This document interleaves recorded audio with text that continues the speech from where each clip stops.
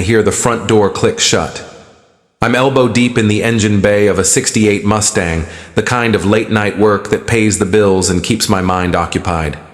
The soft sound of heels on hardwood drifts through the house. Claire's trying to be quiet, which is unusual. She's never been particularly considerate about waking me when she comes home from her late meetings at the law firm. I wipe my hands on an old rag and listen.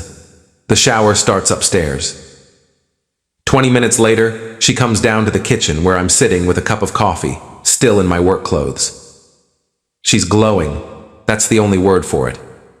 Her cheeks are flushed, her hair slightly mussed despite obvious attempts to fix it, and she's wearing that expensive perfume I bought her for Christmas. The one she claims gives her headaches. "You're up late," she says, not quite meeting my eyes. "So are you." I take a sip of coffee and watch her fidget with the kitchen counter. "How was the meeting with the Patterson account?" "Fine. Productive. You know how these client dinners run long." She's already moving toward the stairs. I'm exhausted. "Coming to bed soon?" That's when I smile. The kind of smile that probably looks friendly enough if you don't know me well, but Claire has known me for 18 years. She freezes halfway to the staircase. "Oh, I almost forgot," I say, keeping my voice casual. "Vance called while you were in the shower. Something about leaving his watch at the hotel." Her face goes white. Not pale. White. Like someone just told her the house was on fire and her daughter was trapped inside. She grips the banister so hard her knuckles match her complexion. "I can explain." "Save it for the divorce lawyer," I interrupt, still smiling. "He's expecting your call tomorrow at 9. The silence stretches between us like a taut wire. Claire's mouth opens and closes twice before any sound comes out. "Jake, please, you don't understand." "I understand perfectly." I stand up, rinse my coffee cup in the sink. "I've understood for 6 weeks now, ever since I found the receipts in your purse. The Marriott downtown, room 1247, charged to Vance's American Express. 3 times in 2 weeks. She sinks onto the bottom step of the staircase. "How long have you known?" "Long enough to hire a forensic accountant. Long enough to discover your name on some very interesting shell company filings. Long enough to find out that HR at your firm has been aware of your relationship with Vance for months." I turn to face her fully. "Long enough to realize that the woman I married doesn't exist anymore. Jake, I never meant for this to happen, but it did happen, and now we're here." I head toward the garage door. "I'll be sleeping in the guest room above the shop tonight. Tomorrow, we start untangling 18 years of marriage. I suggest you call that lawyer.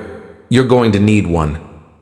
I leave her sitting on the stairs, still in her rumpled business suit, still glowing from her evening with Vance Meridian, senior partner at Blackstone, Meridian and Associates. My wife of 18 years, the mother of my daughter. The woman who just discovered that her husband isn't quite as oblivious as she thought. The guest apartment above my auto shop is sparse but clean. I built it 5 years ago when business was booming, thinking it might be nice to have a retreat from the house. Never imagined I'd be using it as a refuge from my own marriage. The irony isn't lost on me. I pour myself 3 fingers of bourbon and sit on the small couch, looking out at the city lights. Tomorrow, everything changes. But tonight, for the first time in months, I know exactly where I stand. My phone buzzes, a text from Claire. "Please come home, we need to talk." I delete it without responding. Another buzz, 5 minutes later. "Jake, I'm sorry, please." Delete. The third message comes an hour later. "I love you." I stare at that one for a long time before deleting it too. Because here's the thing about betrayal. It doesn't just break trust. It rewrites history. Every "I love you" becomes a question mark. Every late night becomes suspicious. Every business trip becomes a potential lie. I finish the bourbon and try to sleep, but my mind is racing. 6 weeks of careful planning, of biting my tongue, of pretending everything was normal while I built my case. 6 weeks of watching my wife lie to my face with increasing confidence. The forensic accountant, Margaret Chen, had been thorough. Not only had she found evidence of the affair, but she'd uncovered something much more interesting. Vance had been funneling money through a series of shell companies, and Claire's name appeared on several of the documents. Whether she knew it or not, she was implicated in what looked like a sophisticated tax avoidance scheme. My phone rings at 3 a.m. Vance's number. "Hello, Vance." "Jake, I think there's been a misunderstanding." "No misunderstanding. You've been sleeping with my wife. She's been lying to me about it. You both got careless, and now I know. Pretty straightforward situation. Look, I know how this looks. It looks like you're calling me at 3 in the morning because my wife is panicking and you're worried about your reputation. How close am I?" Silence on the other end. "Here's what's going to happen, Vance. Tomorrow morning, Claire is going to call a divorce attorney. You're going to figure out how to explain to your wife why your watch was left in a hotel room with another man's wife. And I'm going to decide whether those shell company documents are worth sharing with the State Bar Association. You don't want to make an enemy of me, Jake? I don't want to make an enemy of you?" I laugh, surprising myself.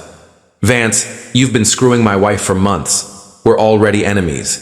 The only question now is how much damage we're going to do to each other." I hang up and turn off the phone. The next morning, I'm back under the hood of the Mustang when my daughter Becca comes into the shop. She's 17, sharp as a whip, and she's been Claire's ally in most family disputes for the past 2 years. The teenage years have not been kind to our relationship. "Mom says you're being unreasonable." "Good morning to you too, sweetheart." I don't look up from the engine. "How much did she tell you?" "Enough. She made a mistake, Dad. People make mistakes." Now, I do look up. Becca is standing in the doorway, arms crossed, wearing the expression she gets when she's preparing for battle. She looks like her mother did at that age, all righteous indignation and fierce loyalty. A mistake is forgetting to pick up milk at the store. This is something else entirely. She loves you. She has an interesting way of showing it. Becca steps closer, and I can see she's been crying. Despite everything, despite the anger and the betrayal, my heart aches for her. This isn't her fault. She didn't ask to be caught in the middle of her parents' collapsing marriage. Dad, please, just talk to her. She's upstairs crying. She hasn't slept. She's sorry. Becca. I set down my wrench and give her my full attention. Your mother has been having an affair with her boss for months. She's been lying to both of us about where she goes, what she does, who she's with. She's been coming home and kissing me goodnight after spending the evening with another man. Do you understand what that means? It means she screwed up. It doesn't mean you have to destroy our family.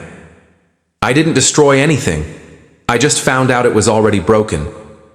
She stares at me for a long moment, then turns and walks away. At the door, she stops. You know what? Maybe she was right to find someone else. At least Vance treats her like she matters. The words hit harder than I expected.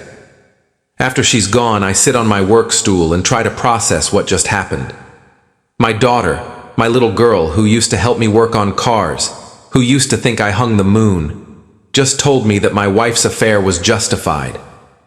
I'm still sitting there 20 minutes later when my best friend Mick walks in. Mick owns a boxing gym downtown and has been my closest friend since high school. He takes one look at my face and shakes his head. That bad? Worse. Becca thinks I'm the villain in this story. Kids always blame the parent who stays. The one who leaves gets to be the victim. He leans against my workbench. What's your next move? I meet with the divorce attorney at 10. Margaret Chen is sending over the financial records this afternoon. After that, I guess we see how ugly this gets. It's going to get ugly, Jake. Vance Meridian doesn't strike me as the type to go quietly. Then he shouldn't have started something he couldn't finish. The divorce attorney, Patricia Holbrook, is everything I hoped she'd be. Sharp, experienced, and completely unsympathetic to cheating spouses. Her office is downtown, 3 blocks from Claire's firm. I wonder if they'll run into each other in the lobby. The evidence you've provided is comprehensive, she says, reviewing the file Margaret Chen prepared. Hotel receipts, credit card statements, phone records. Your wife's attorney will have a difficult time disputing the affair. What about the shell companies? Patricia's eyebrows rise slightly. That's more complicated. If your wife was unaware of the nature of these entities, she may not be liable. However, her signature on these documents suggests a level of involvement that could be problematic. Problematic how? Tax evasion, potentially. Money laundering, depending on the source of the funds. The State Bar Association would certainly be interested in a senior partner using shell companies to hide income. I lean back in my chair. I don't want to send her to prison. I just want out of the marriage with my dignity intact. These documents give you significant leverage in the divorce proceedings. Your wife's attorney will understand the implications immediately. We spend another hour going over the details. By the time I leave, I have a clear picture of what the next few months will look like. It's not going to be pleasant for anyone. My phone has 17 missed calls from Claire and 4 from Vance. I don't return any of them. That evening, I'm working late in the shop when Claire appears. She looks terrible, pale, exhausted, her usually perfect hair pulled back in a messy ponytail. She's wearing jeans and a sweater, clothes I haven't seen her in for months. We need to talk. I thought I was clear last night. Talk to your attorney. Jake, please, just 5 minutes. Against my better judgment, I stop working and face her. 5 minutes. I never meant for this to happen. Vance and it started as just work dinners, late meetings, professional collaboration. It wasn't supposed to become personal. But it did. Yes. And I know that was wrong. I know I hurt you, and I'm sorry. Are you in love with him? The question hangs in the air between us. Claire's face crumples, and for a moment, she looks like the woman I married 20 years ago. I don't know. Maybe I'm confused, Jake. Everything happened so fast. How long? 3 months? Maybe 4. The Patterson account dinner was 3 weeks ago. Where were you really? She closes her eyes. With Vance at the Marriott. And the conference in Boston last month? We went together to the Ritz. Each admission is like a small punch to the gut. I realize I'm gripping the edge of my workbench so tightly my knuckles are white. Why, Claire? What did I do wrong? Nothing. You didn't do anything wrong. That's almost the worst part. She wipes her eyes with the back of her hand. You're a good man, Jake. You're steady and reliable and you love me. But somewhere along the way, I stopped feeling like myself when I was with you. And you feel like yourself with Vance? I feel alive. I feel like the person I was supposed to become instead of the person I settled for being. The honesty is brutal and unexpected. I almost prefer the lies. So what do you want from me, Claire? Forgiveness? Permission? A clean slate so you can start over with a clear conscience? I want to try to fix this. I want to go to counseling, work through our problems, remember why we fell in love in the first place. And Vance? I'll end it. Today. Right now, if that's what it takes. I study her face, looking for signs of deception. She seems sincere, but then again, she seemed sincere 3 months ago, when she started lying to me every day. It's too late, Claire. It doesn't have to be. People get through affairs, marriages survive infidelity. This isn't just about the affair. It's about the lying, the manipulation, the way you made me feel crazy for suspecting what was right in front of my face.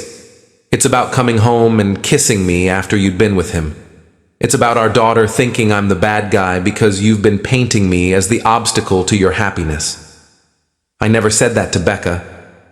You didn't have to. She figured it out on her own. Kids aren't stupid, Claire. They know when their parents are unhappy, and they know who gets blamed for it. She starts crying then, really crying. And despite everything, I feel sorry for her. This is the woman I loved for 18 years. The woman who used to laugh at my jokes, who supported my dream of opening the shop, who held my hand when my father was at the end of his life. But she's also the woman who chose to betray that history for the excitement of sneaking around with her boss. I'm sorry, Jake. I'm so sorry. I know you are. But sorry doesn't fix this. She nods, wiping her eyes. The shell companies. Patricia Holbrook called my attorney about them. I didn't know what Vance was doing. I just signed where he told me to sign. That's between you and the State Bar Association. You're really going to report him? I'm going to do whatever it takes to protect myself and my daughter. If that means exposing Vance's business practices, so be it. She stares at me for a long moment. I don't recognize you anymore. Funny, I was thinking the same thing about you. After she leaves, I sit in the quiet shop and try to process the conversation. Part of me wants to believe her, wants to think we can somehow work through this and rebuild our marriage. But the larger part of me knows that trust, once broken this completely, can never be fully repaired. My phone buzzes. A text from an unknown number. We need to meet. Tomorrow, 2 p.m., Riverside Park. Come alone. V. I stare at the message for a long time before responding. See you there. Riverside Park at 2 p.m. is nearly empty. A few joggers, some mothers with strollers, an old man feeding ducks.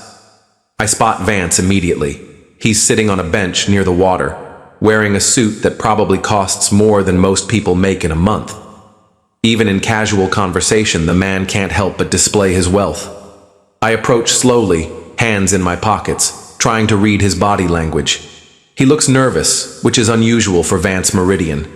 In the few social interactions we've had over the years, he's always projected supreme confidence, the kind that comes from never having to worry about money or consequences. Jake. He stands as I approach, extends his hand. I don't take it. Vance.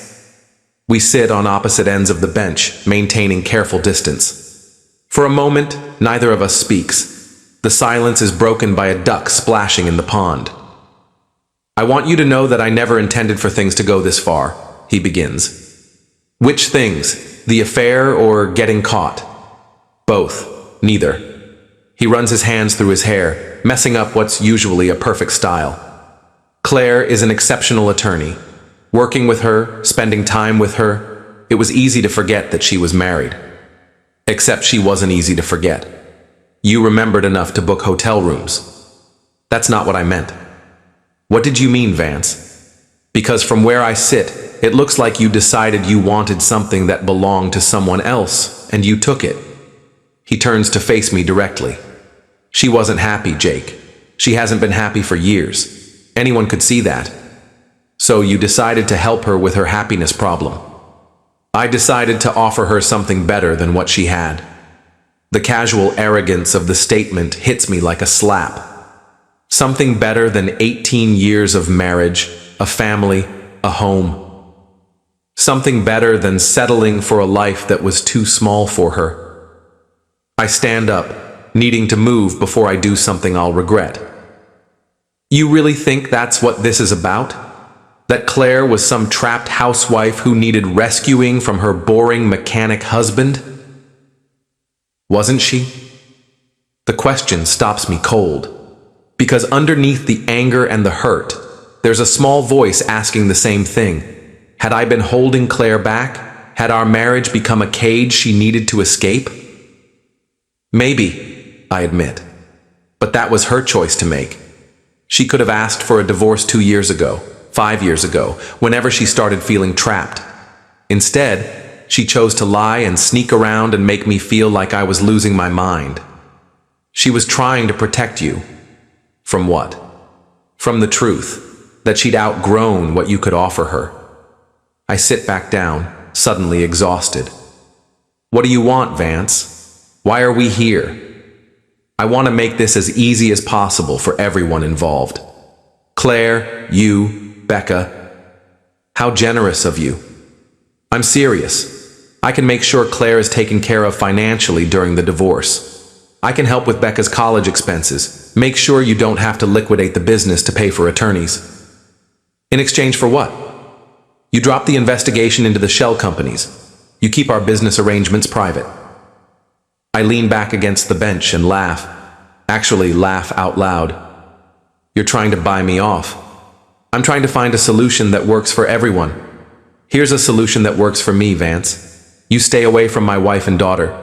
You explain to your own wife how your watch ended up in a hotel room, and you pray that the State Bar Association is more forgiving than I am.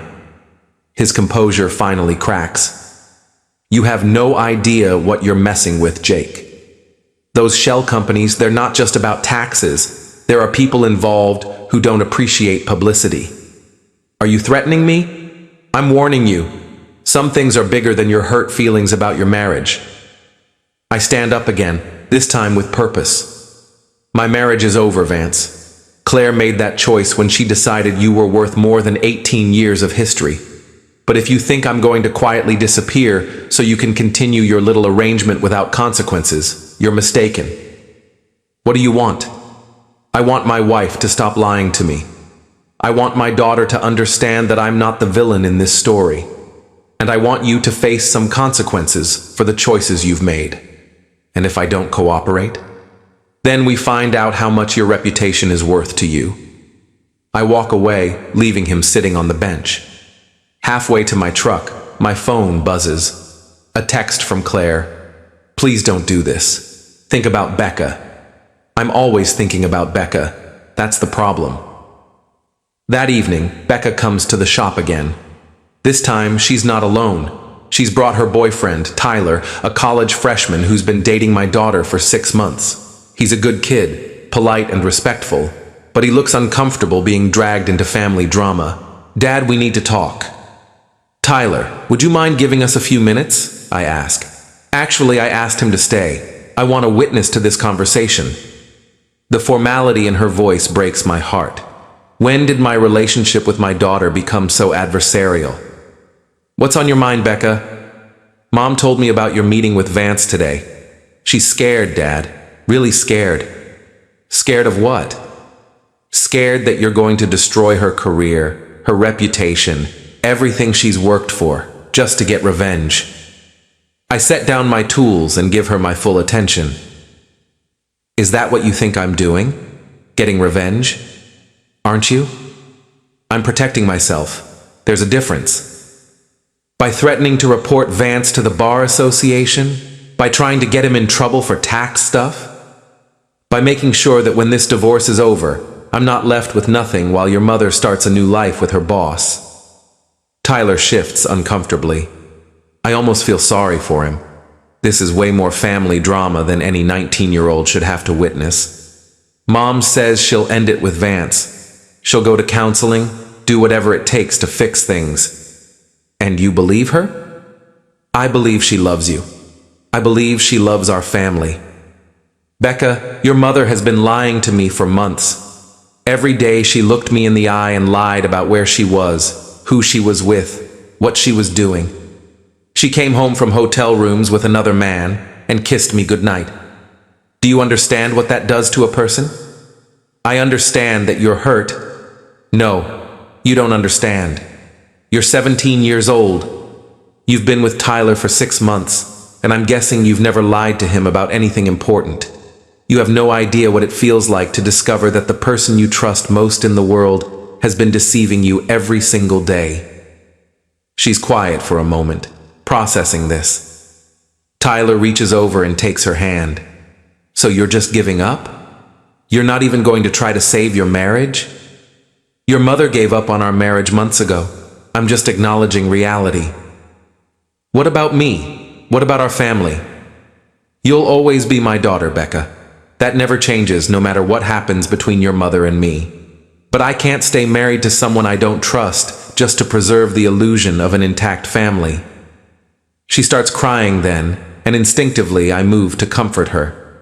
But she steps back, shaking her head. This is so unfair. Everything was fine until you found out. We were happy. You were happy. I was being lied to. There's a difference. Maybe some things are better left unknown. The statement stops me cold. My 17-year-old daughter just suggested that I should have been content, living a lie for the sake of her comfort. Is that really what you think, Becca? That I should have just accepted being deceived, so you wouldn't have to deal with your parents' problems? I think you should have tried harder to make Mom happy, so she wouldn't have needed to find it somewhere else. The words hit like a physical blow. Tyler looks mortified, but Becca just stares at me defiantly, her chin raised in challenge. I see. I take a deep breath, trying to keep my voice steady. So this is my fault. I failed as a husband, so your mother had no choice but to have an affair. That's not what I said. That's exactly what you said. You just told me that if I had been a better husband, your mother wouldn't have needed to cheat. Dad. No, I get it now. I'm the villain in this story because I wasn't enough to keep your mother satisfied. Because I didn't make enough money or take her to fancy enough restaurants or buy her expensive enough gifts. Because I was too content with our simple life to realize she needed something more sophisticated. Stop putting words in my mouth. I'm not putting words in your mouth, Becca. I'm repeating what you just said. That this is my fault for not making your mother happy enough. She's crying harder now, and Tyler looks like he wants to disappear into the floor, but I can't stop myself from continuing. Here's what I want you to understand, sweetheart. Your mother is an adult who made adult choices. She chose to have an affair instead of asking for marriage counseling. She chose to lie to me instead of being honest about her unhappiness. She chose to involve herself in questionable business practices with her lover instead of maintaining professional boundaries. Those were her choices, not mine. You're being cruel. I'm being honest. For the first time in months, someone in this family is telling the truth about what's really happening. She turns and walks toward the door, Tyler following. At the threshold, she stops and looks back. I hope you're happy, Dad. You're getting everything you wanted. Mom's miserable. I hate you and our family is destroyed. Congratulations. After they leave, I sit in the silence of the shop for a long time. The conversation replays in my mind, each word cutting deeper than the last. My daughter hates me. My wife is having an affair. My marriage is over. And somehow, I'm the villain. My phone rings. Margaret Chen, the forensic accountant. Jake, I found something you need to see. Can you come to my office tomorrow morning? What kind of something? The kind that changes everything. I hang up and pour myself a drink. Tomorrow, apparently, things are going to get even more complicated. The next morning, Margaret's office is cluttered with financial documents, computer printouts, and legal pads covered in notes. She's a small woman with sharp eyes and an attention to detail that borders on obsessive. It's exactly what I need right now. The shell companies are more complex than we initially thought, she begins, spreading documents across her desk. Vance wasn't just avoiding taxes. He was laundering money for clients, hiding assets in divorce proceedings, and manipulating real estate transactions. How does Claire fit into this? Her signature appears on documents establishing 3 separate entities. Bank accounts were opened in her name. She's listed as a managing partner in 2 of the companies. I study the papers she's showing me. Claire's signature, her social security number, her address. Could she have signed these without knowing what they were? Possible, but unlikely. These documents are detailed, complex. She would have had to review them carefully before signing. Or she trusted Vance completely and signed whatever he put in front of her. That's also possible, but from a legal standpoint, it doesn't matter. Her signature makes her liable for any illegal activity conducted through these entities. I lean back in my chair, processing this information. How much trouble could she be in? Significant trouble. The amounts involved are substantial. We're talking about millions of dollars moved through these accounts over the past 2 years. If the IRS or state authorities investigate, she could face criminal charges. Even if she was just a pawn? Even then, Ignorance isn't a defense when you're signing legal documents.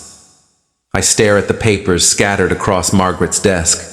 Claire's neat signature on document after document, binding her to financial arrangements she may not have understood. There's something else, Margaret continues. I found evidence that Vance has been using these shell companies to hide assets from his own wife. She filed for divorce 6 months ago, and he's been systematically moving money to avoid paying alimony. Vance is getting divorced? Apparently so, which means his relationship with your wife isn't just an affair, it's part of a larger pattern of deception involving multiple people. I think about Claire, glowing as she came home from her late meetings. Did she know about Vance's divorce? Did she think she was going to be his next wife? Or was she just another complication in his increasingly complex personal life? What do you recommend? Document everything.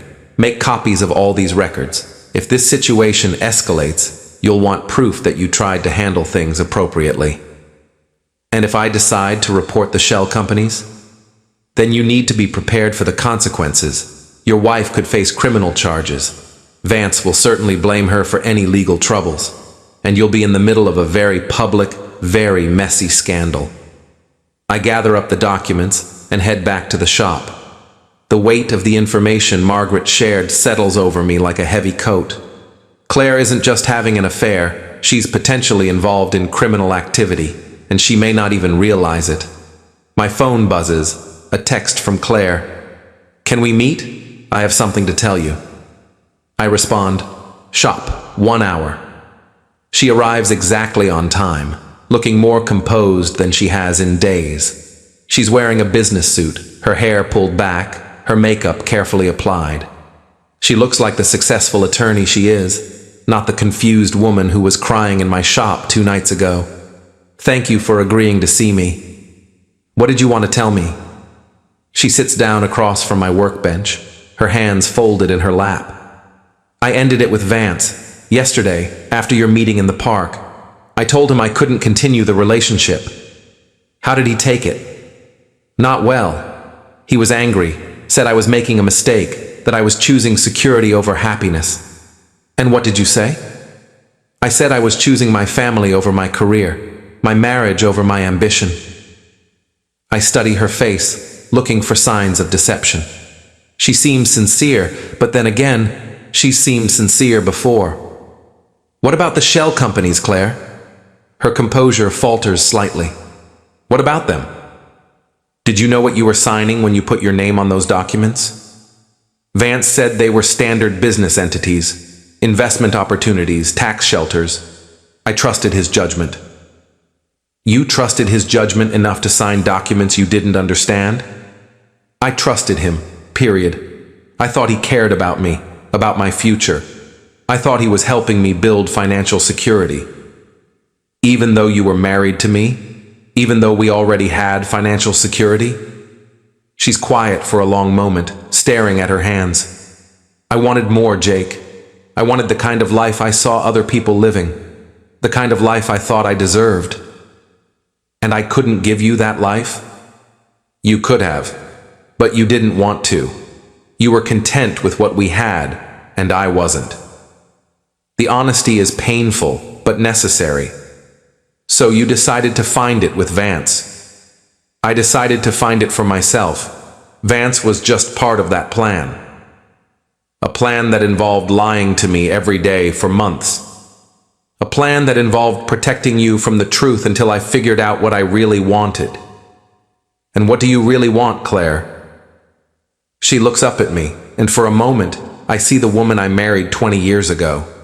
Young, ambitious, full of dreams and possibilities. I want to come home. I want to fix our marriage. I want to be the woman you fell in love with instead of the woman I became. The woman you became is facing potential criminal charges for those shell companies. Her face goes pale. What do you mean? I explain what Margaret found, watching Claire's expression change from confusion to fear to something approaching panic. I didn't know, Jake. I swear to you, I had no idea what those companies were really for. But you signed the documents. Because I trusted him. Because I thought he was helping me. Because you were having an affair with him and your judgment was compromised. She nods, tears starting to fall. Yes, because of that too. We sit in silence for several minutes. Outside, I can hear the sounds of the city, traffic, construction, the normal rhythm of life continuing despite the chaos in my small corner of the world. What happens now? She asks. I don't know. The forensic accountant has copies of everything. If the authorities investigate, they'll find the same information she found. Will you report it? I haven't decided. What would it take for you not to report it? The question hangs in the air between us. She's asking me to name my price, to tell her what I want in exchange for protecting her from the consequences of her choices. I want the truth, Claire. All of it. No more lies, no more half explanations, no more protecting me from reality. What do you want to know? Everything. How it started, how long it lasted, what you were thinking, what you were feeling. I want to understand how we got here. She takes a deep breath and begins to talk. For the next hour, she tells me the story of her affair. Not the sanitized version she's been offering, but the real story. The excitement of sneaking around, the thrill of being desired by a powerful man, the way Vance made her feel sophisticated and important. She tells me about the business trips that weren't business trips, the client dinners that were romantic evenings, the late nights at the office that were spent in hotel rooms. She tells me about the guilt and the rationalization, the way she convinced herself that what she was doing wasn't really betrayal because our marriage was already struggling. She tells me about the shell companies, how Vance presented them as investment opportunities, how she signed documents without reading them carefully because she was caught up in the excitement of building a secret financial future. And she tells me about the moment she realized it was all a mistake, not when I confronted her, but weeks earlier when she overheard Vance on the phone with his divorce attorney, talking about her as a complication that needed to be managed. I realized he didn't love me, she says. He was using me, just like he was using the shell companies and everything else. I was just another asset to be managed and manipulated. But you continued the affair. I didn't know how to stop. I didn't know how to tell you the truth. I didn't know how to face what I'd done. So you kept lying. So I kept lying. The conversation ends with both of us emotionally exhausted. Claire goes home to pack some clothes. She's going to stay with her sister for a few days while we figure out our next steps. I sit in the shop, surrounded by the familiar smells of motor oil and metal, trying to process everything I've learned. My wife had an affair because she wanted a different life than the one we'd built together. She got involved in potentially criminal activity because she trusted her lover more than her husband. And now she wants to come home and pretend none of it happened. The problem is, I don't know if I can forgive her. Not because I don't love her, but because I don't know how to trust her again. My phone buzzes, a text from an unknown number. Your wife told you about ending our relationship. She didn't tell you about the pregnancy scare last month. Ask her about the clinic visit on October 15th. V. I stare at the message for a long time, then delete it without responding. But the damage is done. Another lie. Another secret. Another piece of information that changes everything. I pour myself a drink and try to decide what to do with this latest revelation. Part of me wants to call Claire immediately and confront her. Part of me wants to pretend I never received the message, but I'm tired of pretending. I'm tired of lies and half-truths and protecting everyone's feelings except my own. I pick up my phone and dial Claire's number. We need to talk. Again. Claire arrives at the shop 30 minutes later, looking wary. She can hear something different in my voice, a hardness that wasn't there during our earlier conversation. What's wrong now? I show her the text message from Vance. She reads it twice, her face cycling through surprise, anger, and finally resignation. I can explain. I'm sure you can. You've gotten very good at explanations. She sits down heavily, suddenly looking older than her 36 years. I was late, 2 weeks late. I panicked. So you went to a clinic? I went to my doctor. Just for a test, just to know for sure. And? False alarm. Stress, apparently. The affair, the lying, the guilt. My body was reacting to the emotional chaos. When were you planning to tell me about this? Never. There was nothing to tell. I wasn't pregnant, so it didn't matter. It didn't matter that you thought you might be carrying another man's child. It didn't matter because I wasn't. I lean against my workbench, trying to process this latest revelation. What would you have done if the test had been positive? I don't know. I honestly don't know. Would you have told me? Eventually. Maybe. I was hoping I'd never have to make that choice. But you were prepared to let me believe the child was mine if it came to that. She doesn't answer, which is answer enough. Jesus, Claire, how many more secrets are there? No more. That's everything. I swear. Your swearing doesn't carry much weight with me anymore. She starts crying again, but this time I don't feel sorry for her. I feel something colder, more calculating. She's been playing me for months, feeding me just enough truth to keep me off balance while hiding the really damaging information. Jake, please. I know this looks bad. This looks bad. Claire, you potentially exposed me to paternity fraud. You were prepared to let me raise another man's child without telling me the truth. But it didn't happen. The test was negative. That's not the point. The point is that you were willing to let it happen. You were willing to build our entire future on a lie. I was scared. I wasn't thinking clearly. You were thinking clearly enough to go to the doctor alone. You were thinking clearly enough to keep it secret. You were thinking clearly enough to plan how you'd handle the situation if you were pregnant.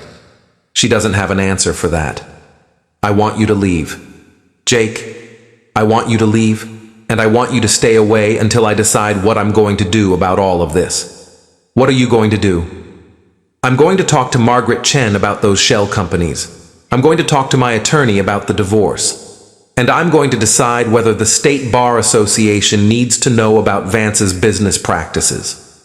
You're going to destroy both of us. You destroyed yourselves. I'm just deciding whether to help clean up the mess or let you handle it on your own. After she leaves, I call Margaret Chen and schedule another meeting. Then I call Patricia Holbrook and ask her to prepare divorce papers. Finally, I call Mick and ask him to meet me at his gym. The boxing gym is nearly empty at 8 p.m. Just a few serious fighters working the heavy bags, the rhythmic sound of leather hitting canvas echoing through the space. Mick is in his office, reviewing membership applications. You look like hell, he says when I walk in. I feel worse than I look. I tell him about the pregnancy scare, about Vance's text message, about the shell companies and the potential criminal charges. He listens without interrupting, occasionally shaking his head. So what's your plan? I don't have one. For the first time in my adult life, I have no idea what I'm supposed to do. What do you want to do? I want to hurt them. Both of them. I want them to face consequences for what they've done. And then what? I don't know. Mick leans back in his chair, studying my face. You know what your problem is, Jake? You're still thinking like a husband. You're still trying to protect Claire, even after everything she's done. I'm not trying to protect her. Yes, you are.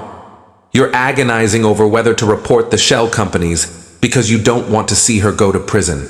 You're hesitating because you still love her. Of course I still love her. That's the problem. No. The problem is that she doesn't love you. Not anymore. Maybe she never did. Not the way you love her. The words hit harder than any physical blow could. You think she never loved me? I think she loved the idea of you, the stability, the security, the respectability. But when something more exciting came along, she jumped at it without a second thought. She says she wants to fix our marriage. She says a lot of things. The question is, do you believe her? I think about that for a long moment. Do I believe Claire wants to fix our marriage? Or do I think she wants to avoid the consequences of destroying it? I think she's scared. I think she realized that Vance was using her, and now she wants to come back to the safe choice. And you're the safe choice. I'm the safe choice. Mick stands up and walks to the window overlooking the gym floor. You want my advice? That's why I'm here. Stop being the safe choice. Stop being the guy who absorbs everyone else's bad decisions without consequences. Stop protecting people who wouldn't protect you. What does that mean, practically? It means you report the shell companies. It means you file for divorce and ask for everything you're entitled to. It means you stop worrying about what happens to Claire and Vance and start worrying about what happens to Jake. And if she goes to prison, then she goes to prison. That's what happens to people who commit financial crimes. She's Becca's mother. She should have thought about that before she signed documents she didn't understand to impress her lover. I know he's right, but knowing doesn't make it easier. Claire and I built a life together. We have a daughter together. We have 18 years of shared history, good times and bad times, memories that can't be erased by her recent betrayal. But we also have months of lies, an affair that nearly resulted in pregnancy, and potential criminal activity that could destroy both our reputations. I need to think about this. Don't think too long. The longer you wait, the more time they have to cover their tracks or come up with a strategy to blame everything on you. I leave the gym and drive around the city for an hour, trying to clear my head. Eventually, I end up at the lakeside cabin my father left me when he passed away 5 years ago. It's a simple place, nothing fancy, but it's always been my refuge when life gets complicated. The cabin is dark and cold, but I don't bother turning on the heat. I just sit on the front porch, looking out at the water, trying to figure out what kind of man I want to be when this is all over. Do I want to be the forgiving husband who takes back his cheating wife and pretends the affair never happened? Do I want to be the vengeful ex-husband who destroys his former family in pursuit of justice? Do I want to be the victim who lets everyone else control the narrative while I suffer in silence? Or do I want to be something else entirely? My phone rings. Becca. Dad, where are you? Mom's freaking out, saying you threatened to have her arrested. I'm at the cabin, and I didn't threaten to have her arrested. I told her I was considering reporting some illegal business activities to the appropriate authorities. What illegal business activities? I explain about the shell companies, keeping the details simple but making sure she understands the seriousness of the situation. She's quiet for a long time after I finish. Mom really could go to prison? It's possible. Because of something Vance made her do? Because of something she chose to do without understanding the consequences. But you could stop it from happening. Maybe. So stop it. Don't destroy our family any more than it's already been destroyed. Becca, your mother made choices that put our family at risk. I didn't create this situation. But you can fix it. At what cost? At the cost of letting criminals go unpunished? At the cost of pretending that actions don't have consequences? At the cost of keeping your family together? Our family stopped being together the day your mother decided to have an affair. Everything since then has just been dealing with the aftermath. She starts crying, and despite everything, my heart breaks for her.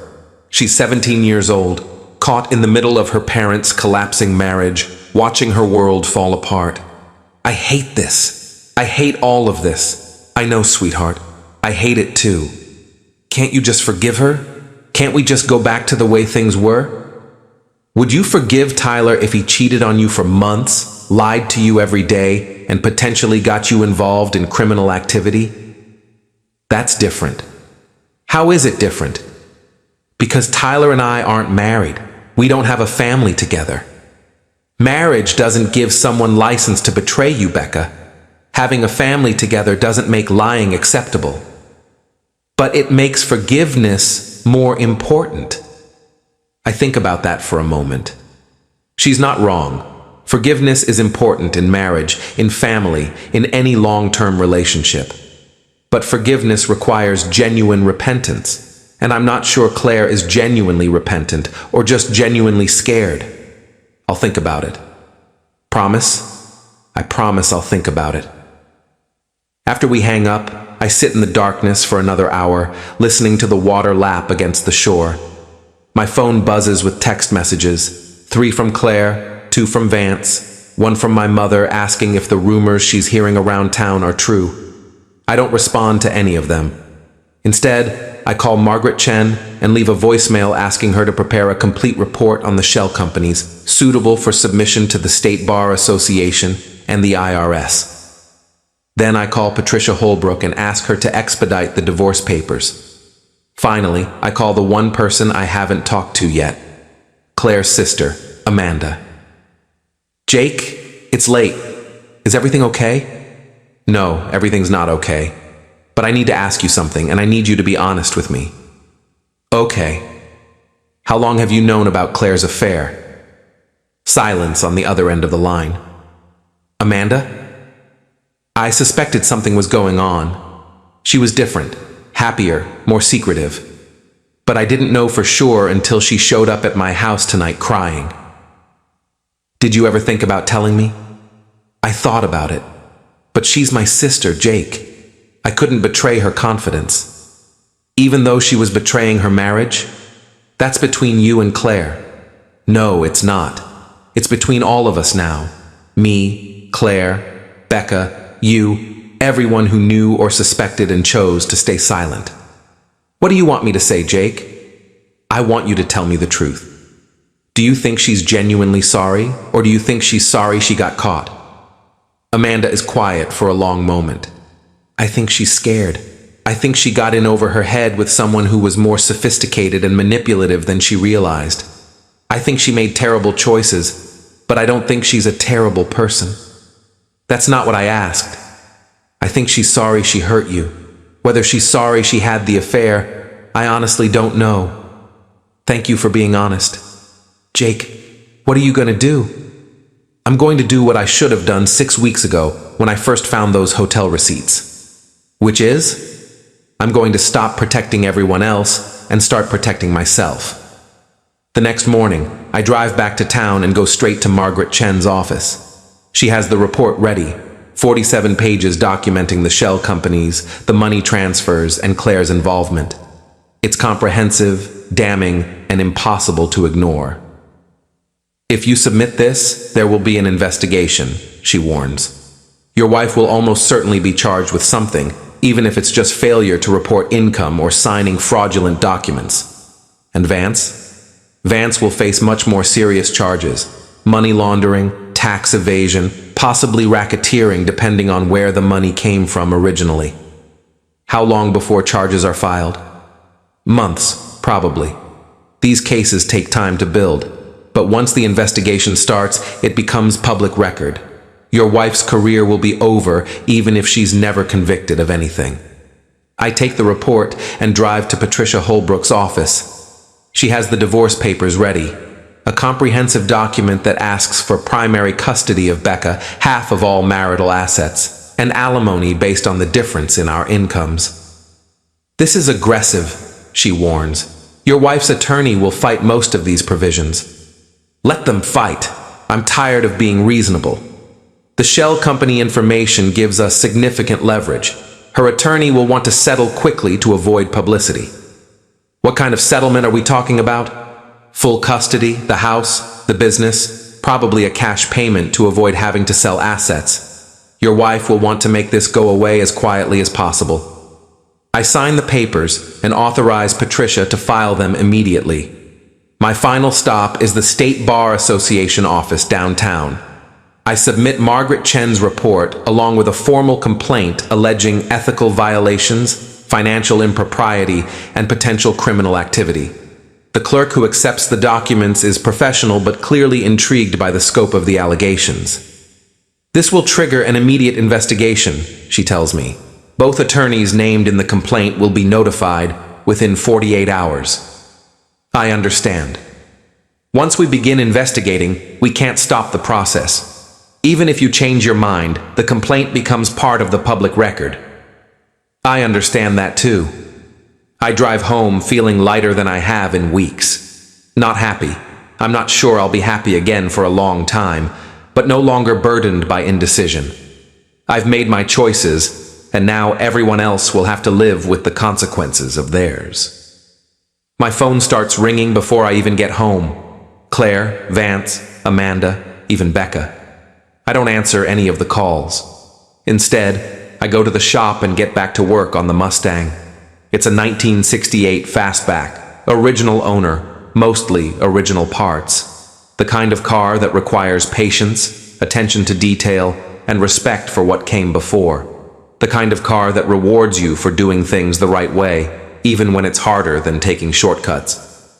3 hours later, Claire shows up at the shop. She's not alone. She's brought her attorney, a sharp-looking woman in an expensive suit who clearly knows exactly what kind of day she's about to have. Jake, we need to talk. I think we've talked enough. From now on, all communication goes through our attorneys. You filed a complaint with the Bar Association. I reported potential criminal activity to the appropriate authorities. What they do with that information is up to them. You're trying to destroy me. I'm trying to protect myself. There's a difference. Her attorney steps forward. Mr. Morrison, I think we can work out an arrangement that serves everyone's interests. My interests are served by telling the truth about what happened. Your client's interests might be served by covering it up, but that's not my problem anymore. The divorce papers you filed are unnecessarily aggressive. We can negotiate a settlement that doesn't require a public trial. Then you'd better negotiate quickly, because in 48 hours, this becomes a public investigation, and after that, everyone in town will know exactly what kind of person your client really is. Claire starts crying again, but this time it doesn't affect me. I've seen her cry too many times in the past week, and I'm beginning to think it's just another manipulation tactic. Jake, please. Think about Becca. Think about our daughter. I am thinking about Becca. I'm thinking about what kind of example I want to set for her, about accepting responsibility for your actions and standing up for yourself when someone betrays your trust. You're going to destroy our family. Our family was destroyed the first time you checked into a hotel room with Vance. Everything since then has just been cleaning up the mess. They leave after a few more minutes of futile negotiation. I go back to work on the Mustang, but I can't concentrate. My hands are shaking slightly, not from fear or sadness, but from adrenaline. For the first time in months, I feel like I'm in control of my own life. That evening, Mick stops by the shop with a 6-pack of beer and a grin. So, I hear you finally grew a spine. I filed some paperwork. We'll see what happens. The whole town's talking about it. Vance Meridian under investigation for financial crimes, his affair with a married woman, potential criminal charges. It's better than cable television. I didn't do this for entertainment value. No, you did it because it was the right thing to do. But the entertainment value is a nice bonus. We sit in comfortable silence, drinking beer and listening to the sounds of the city winding down for the night. After an hour, Mick asks the question I've been dreading. Any regrets? I think about it for a long moment. Do I regret destroying my marriage? Do I regret potentially sending my wife to prison? Do I regret turning my daughter against me? Ask me again in 6 months. Fair enough. He leaves around 10, and I'm alone with my thoughts and the Mustang. I work until midnight, making slow, careful progress on the engine rebuild. It's detailed work, requiring patience and precision, but there's something satisfying about taking something broken and making it work again, even if you can't always fix what's broken in your own life. My phone buzzes. A text from an unknown number. You have no idea what you've started. This isn't over. I assume it's from Vance, but I don't respond. Instead, I finish my work on the Mustang, lock up the shop, and drive to the cabin. Tomorrow, the investigation begins, and my old life officially ends. Tonight, I just want to sit by the water and try to remember who I was before I became half of a failing marriage. The story breaks in the local newspaper 3 days later. Prominent attorney under investigation for financial crimes. The article doesn't mention Claire by name, but it doesn't need to. Everyone in town knows who Vance Meridian's business associate is. I'm having coffee at the diner downtown when I see people reading the paper, whispering among themselves, glancing in my direction. Some look sympathetic, others curious, a few openly judgmental. Small towns love scandal, but they're not always sure who to blame for it. My phone has been ringing constantly for 2 days. Reporters, friends, acquaintances, even people I haven't talked to in years wanting to know if the rumors are true. I don't answer any of the calls. Becca shows up at the shop that afternoon, her eyes red from crying. She's not alone. Tyler is with her again, looking increasingly uncomfortable with his role as witness to our family's destruction. "Are you happy now?" she asks without preamble. "No, I'm not happy, but I'm not ashamed either. Mom might go to prison. That's a possibility. Because of what you did. Because of what she did. I just reported it. You could have handled this privately. You could have worked it out between yourselves. We tried that. Your mother lied to me for months, remember? She had multiple chances to tell me the truth, and she chose deception every time." Becca sits down heavily, looking older than her 17 years. "The whole school is talking about it. Everyone knows. It's humiliating. I'm sorry you're embarrassed, but your mother's choices created this situation, not mine. You could have protected us." From what? From the truth? From consequences? From public humiliation? I set down my tools and give her my full attention. "Becca, let me ask you something. If Tyler cheated on you, lied to you for months, and potentially got you involved in criminal activity, would you want to handle it privately to protect his reputation? That's different." "How?" "Because I don't love Tyler the way you're supposed to love Mom. I do love your mother. That's why this hurts so much. But love doesn't mean accepting betrayal. It doesn't mean protecting someone from the consequences of their choices. It means forgiveness. Forgiveness comes after repentance. Real repentance, not just regret at getting caught." She's quiet for a moment, processing this. Tyler reaches over and takes her hand, a simple gesture of support that reminds me of what healthy relationships look like. "What's going to happen to us?" she asks. "You're going to finish high school, go to college, build your own life. This situation with your mother and me, it's not the end of your story. It's just a difficult chapter." "What about college? If Mom goes to prison, if she can't work, your college fund is separate from all of this. You'll be fine financially." "What about our family?" "Our family changed the day your mother decided to have an affair. We're just acknowledging that change now instead of pretending it didn't happen." She starts crying again, and this time I do feel sorry for her. She's an innocent victim in all of this, caught between parents who couldn't figure out how to stay married. I wish you could just forgive her. I wish she'd given me something to forgive instead of months of lies followed by partial confessions. She's sorry. She's scared. There's a difference. After they leave, I try to get back to work, but I can't concentrate. The weight of what I've set in motion is starting to settle over me. Claire might go to prison. Becca might never forgive me. Our family is definitely destroyed. But for the first time in months, no one is lying to me. My phone rings. Patricia Holbrook. "Jake, we need to talk. Claire's attorney wants to negotiate a settlement." "What kind of settlement?" "Full custody to you, the house, the business, plus a significant cash payment. In exchange, you agree not to cooperate with the criminal investigation." "I can't stop cooperating with the investigation. I already filed the complaint. You can refuse to provide additional information. You can decline to testify if charges are filed. What does Claire get out of this arrangement? She keeps her freedom, potentially. Without your testimony, the case against her becomes much weaker." I think about this for a moment. Claire is offering me everything I asked for in the divorce in exchange for helping her avoid prison. What's the cash payment? $200,000. Where is she getting that kind of money?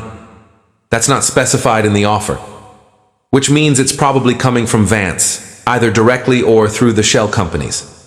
Claire is asking me to accept money that was potentially obtained through criminal activity in exchange for helping her avoid prosecution for criminal activity.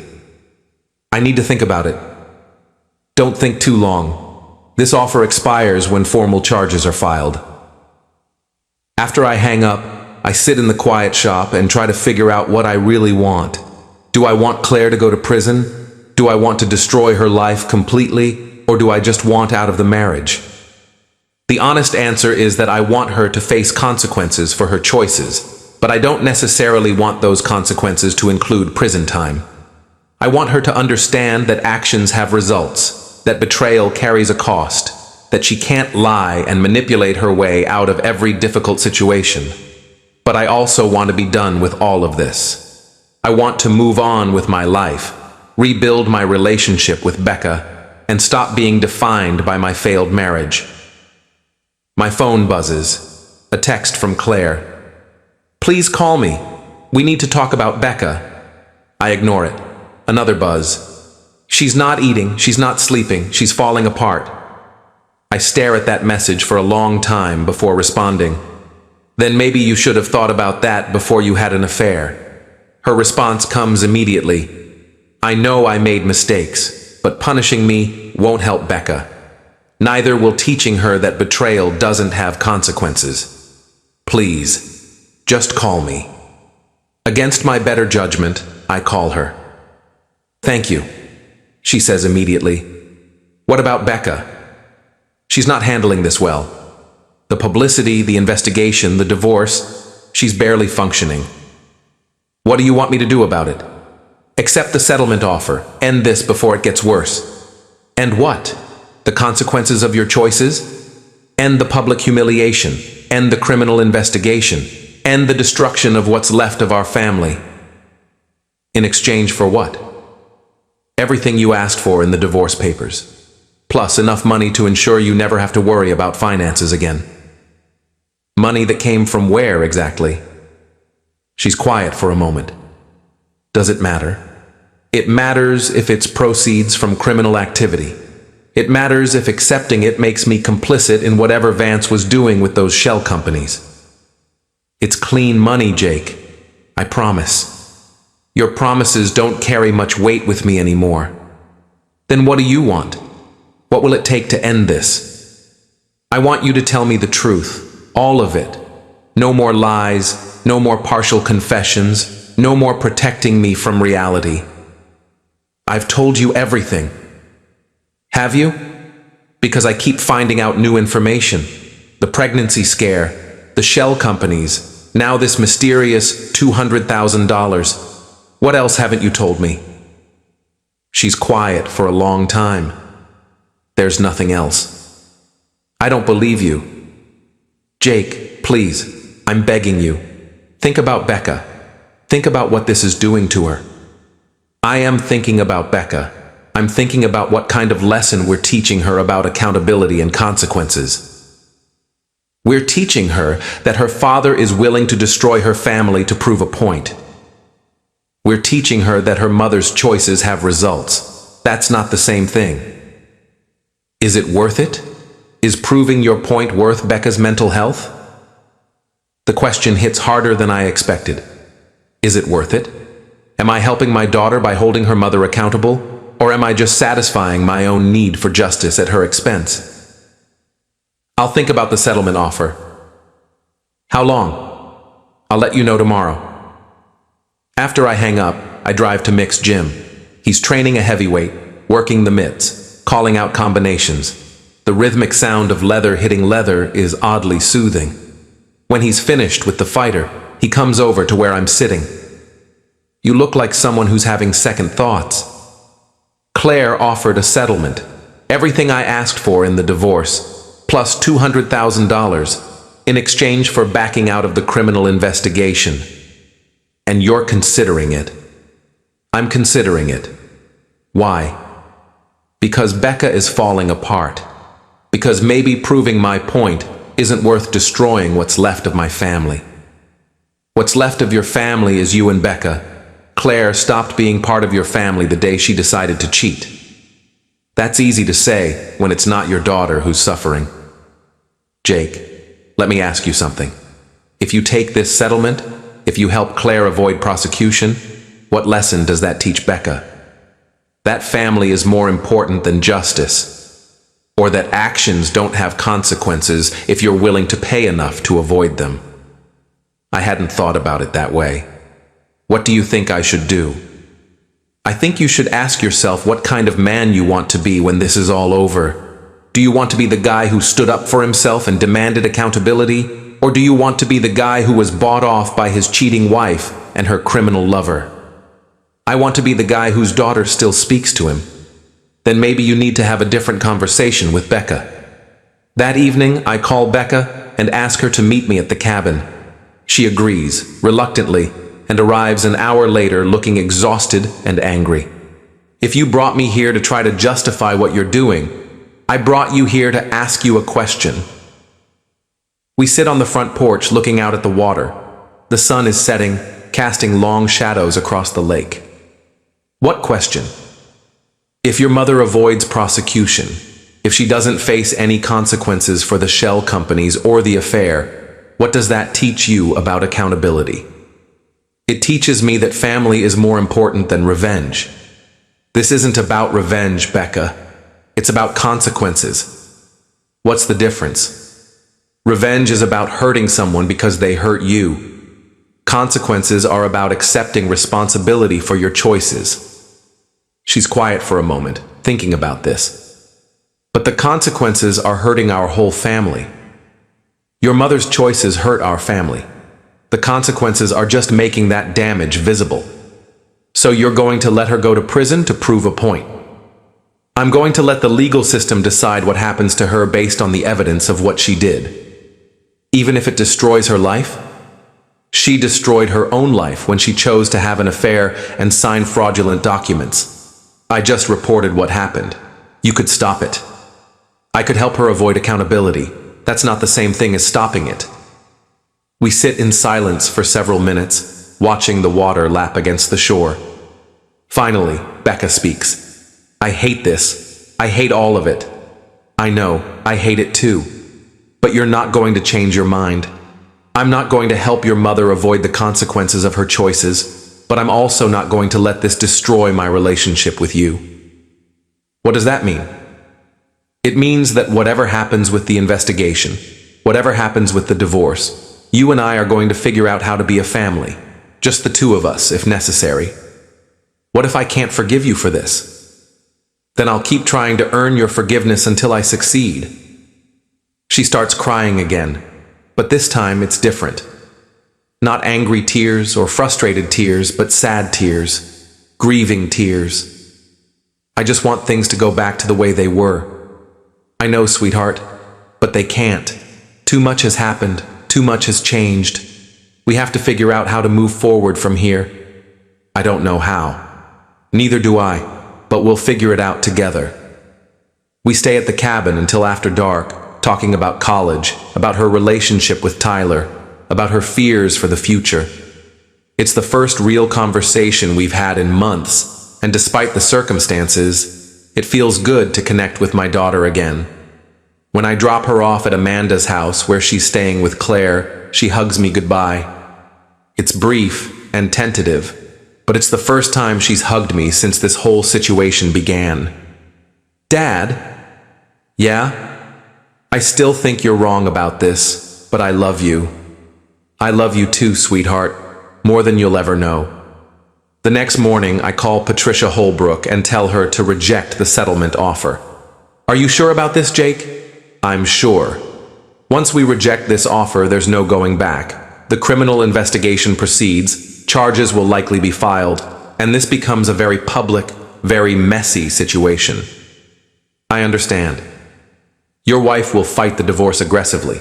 She'll try to paint you as vindictive and unreasonable. Let her try.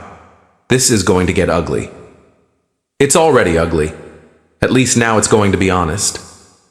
After I hang up, I go to the shop and get back to work on the Mustang. The engine is nearly finished, just a few more adjustments, some fine-tuning, and it'll be ready to run. Like me, I suppose. Nearly finished with the hardest part, just a few more adjustments needed before I can move forward with my life. My phone rings. Vance. You made a mistake, Jake. Which mistake was that? Rejecting the settlement offer. You could have walked away from this with everything you wanted. I did walk away with everything I wanted. My dignity, my self-respect, and the knowledge that I didn't let you buy your way out of the consequences of your actions. You have no idea what you're dealing with. The shell companies, the money involved, the people connected to all of this. You're in over your head. Are you threatening me, Vance? I'm warning you. Some things are bigger than your hurt feelings about your marriage. And some things are more important than your criminal enterprises. Like the truth. The truth is going to destroy your family. My family was destroyed the day you and Claire decided to have an affair. I'm just making sure everyone understands what really happened. You're going to regret this. Maybe. But I won't regret standing up for myself. He hangs up, and I go back to work on the Mustang. 3 hours later, I turn the key, and the engine starts on the first try. It runs smooth and strong, exactly the way it's supposed to. Some things, when you rebuild them properly, work better than they did before. The formal charges are filed on a Wednesday morning in November. The courthouse steps are crowded with reporters, cameras, and curious onlookers. I watch the news coverage from my shop, feeling a mixture of vindication and sadness. Claire is charged with conspiracy to commit tax fraud, money laundering, and filing false financial documents. The charges carry a potential sentence of 5 to 10 years in prison. Vance faces more serious charges: racketeering, tax evasion, and operating a criminal enterprise. He's looking at 20 years minimum. My phone starts ringing immediately. Reporters want comments, friends want to know how I'm handling the situation, family members want to know if there's anything they can do to help. I don't answer any of the calls. Instead, I work on cars. It's what I've always done when life gets complicated. Lose myself in the mechanical precision of engines and transmissions, the logical progression of diagnosis and repair. Becca shows up that afternoon, looking shell-shocked. I saw the news. I figured you would. 23 counts against Mom. The reporter said she could get 10 years.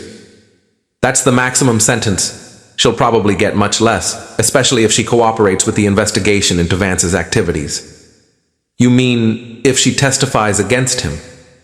I mean if she tells the truth about what she knew, and when she knew it. She sits down across from my workbench, looking younger than her 17 years. Are you satisfied now? I'm not satisfied, Becca. I'm not happy about any of this. But I'm not sorry I told the truth. The truth is destroying our family. The lies were destroying our family. The truth is just making the damage visible. What's going to happen to Mom? She'll go to trial, or she'll accept a plea bargain. Either way, she'll face consequences for her choices. And what about us? We'll figure out how to move forward, together. What if I can't? What if I can't forgive you for this? Then I'll have to live with that. But I won't regret doing what I thought was right. She's quiet for a long moment, staring at her hands. Tyler thinks you did the right thing. Tyler's a smart kid. He says that if someone betrayed him, the way Mom betrayed you, he'd want them to face consequences too. What do you think? I think I'm tired of being angry all the time. I think I'm tired of choosing sides between my parents. I think I want this to be over so we can all move on with our lives. It will be over eventually. When? When your mother decides to take responsibility for her choices instead of trying to avoid the consequences. The trial is scheduled for the following spring, but it never happens. 3 weeks after the charges are filed, Claire's attorney contacts Patricia Holbrook about a plea agreement. Claire will plead guilty to conspiracy and money laundering in exchange for a reduced sentence, 3 years in prison, with the possibility of parole after 18 months. She'll also cooperate fully with the investigation into Vance's activities and testify against him at his trial. She wants to meet with you before she accepts the plea, Patricia tells me. Why? She says she wants to apologize, really apologize, not just say she's sorry for getting caught. I don't need an apology. Maybe you don't need one, but maybe she needs to give one. I agree to meet Claire at Patricia's office. Neutral ground with attorneys present, no possibility of emotional manipulation or dramatic scenes. She looks terrible. She's lost weight. Her hair is lank and unstyled, and she's wearing clothes that look like they came from a discount store. The confident, successful attorney I married has been replaced by a frightened woman facing prison time. Thank you for agreeing to see me. What did you want to say? I wanted to apologize. Really apologize. For everything. I'm listening. I made terrible choices. I betrayed your trust. I lied to you repeatedly. I put our family at risk for my own selfish desires. I convinced myself that I deserved better than what we had, and I used that rationalization to justify behavior that was inexcusable. Why are you telling me this now? Because I'm going to prison, and I wanted you to know that I understand why. Not because you reported me, but because I earned it. What about the affair? Are you sorry about that, or just sorry about the consequences? She thinks about this for a long moment. I'm sorry about both. I'm sorry I hurt you, and I'm sorry I destroyed our marriage for something that was never real. What do you mean? Vance never loved me. I was just useful to him. Someone he could manipulate into signing documents. Someone who could provide legitimacy for his business activities. Someone who was naive enough to believe his promises about our future together. When did you realize that? When he tried to blame everything on me. When his attorney argued that I was the mastermind behind the shell companies and he was just an innocent victim of my manipulation. I almost laugh at the irony. So he betrayed you the same way you betrayed me? Yes, and it made me understand what I put you through. Understanding doesn't undo the damage. I know. But I wanted you to know that I finally get it. I understand what I lost, what I threw away, what I destroyed for nothing. We sit in silence for several minutes. Her attorneys are reviewing documents, mine is taking notes, but Claire and I just look at each other across the conference table. What happens now? She asks. You go to prison. I finalize the divorce. Becca finishes high school and goes to college. We all try to rebuild our lives. Will you help Becca understand? Will you help her see that this wasn't your fault? I'll help her understand that actions have consequences, and that taking responsibility for your mistakes is better than trying to avoid them. Thank you. For what? For not letting me get away with it. For forcing me to face what I'd done instead of letting me continue to lie to myself about it. It's the most honest thing she's said to me in months. The plea hearing is scheduled for the following week. Claire will stand before a judge, admit her guilt, and accept her sentence. The local newspapers will cover it. The gossip mill will have new material for months, and everyone in town will know exactly what happened to our marriage. But for the first time since this all began, I don't care what people think. I know what really happened, Claire knows what really happened, and that's enough. Becca comes to the shop the day before the plea hearing. Are you going to be there, in the courtroom? Do you want me to be there? I don't know, maybe. For moral support. Whose moral support? Yours or your mother's? Mine. I'm scared, Dad. I'm scared of seeing Mom admit to being a criminal. I'm scared of watching her get sentenced to prison. I'm scared of what happens to us after she's gone. What happens to us is that we take care of each other. We figure out how to be a family, just the two of us. What if I'm not ready for that? What if I'm not ready to be an adult? You don't have to be an adult overnight, Becca. You just have to be willing to grow up gradually with help and support. From you.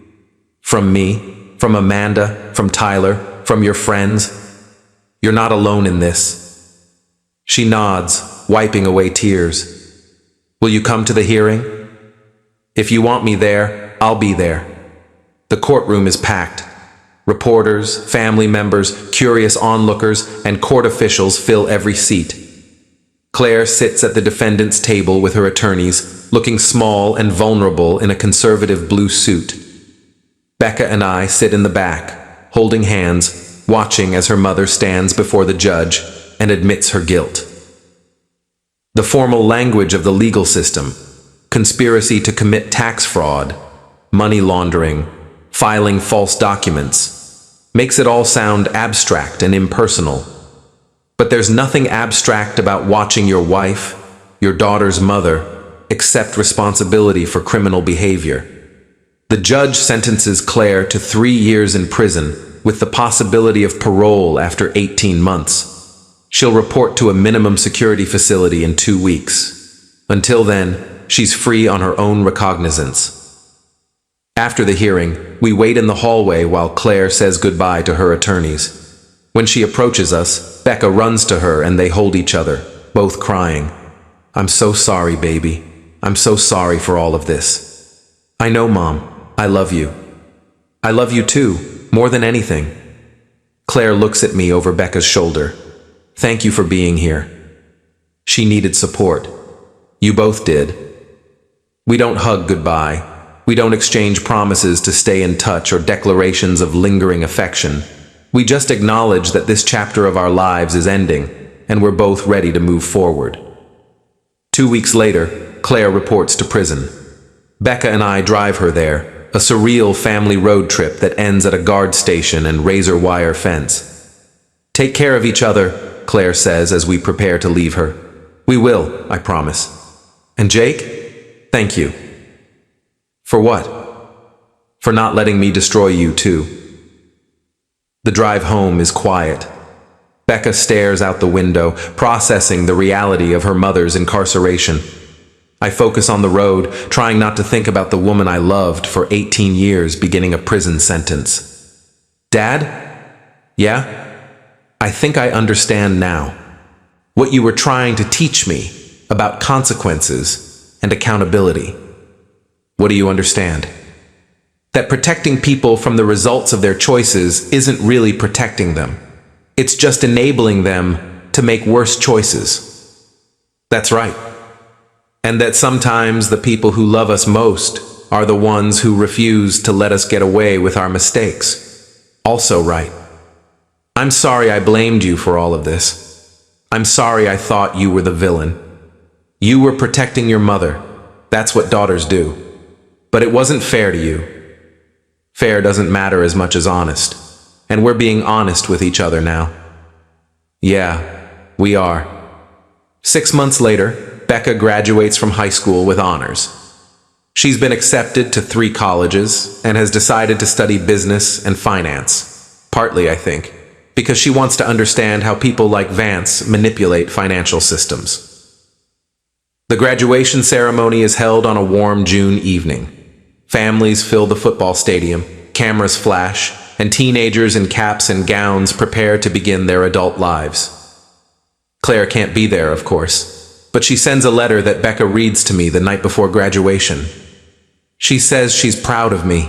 She says she's learned a lot about herself in prison, about the choices she made and why she made them. She says she's grateful that I have you to guide me through college and into adulthood. What do you think about that? I think she's finally telling the truth about things. Good. Truth is always better than comfortable lies. The graduation ceremony is long and sentimental, full of speeches about bright futures and limitless possibilities. When Becca's name is called, I cheer louder than anyone else in the stadium. She's earned this moment through hard work and perseverance, despite everything our family has been through. After the ceremony, we go out for dinner, just the 2 of us, celebrating her achievement and our survival. So what happens now? She asks over dessert. You go to college, you study hard, make friends, figure out what you want to do with your life. What about you? I keep running the shop. I finish restoring the Mustang. I figure out what my life looks like as a single man. Are you lonely? Sometimes. But I'm not unhappy. Good. You deserve to be happy, Dad. So do you, sweetheart. I think I'm getting there. That night, I sit on the porch of the cabin, looking out at the water and thinking about the past year. My marriage is over. My wife is in prison. My daughter is about to leave for college. Everything I thought I knew about my life has changed. But I'm not the same man who discovered those hotel receipts 12 months ago. I'm stronger, more self-reliant, more willing to stand up for myself. I've learned that sometimes the right thing to do is also the hardest thing to do. And I've learned that love sometimes means holding people accountable for their choices, even when it hurts. My phone buzzes. A text from Becca. Thank you for not giving up on us. Thank you for teaching me that integrity matters more than comfort. I love you, Dad.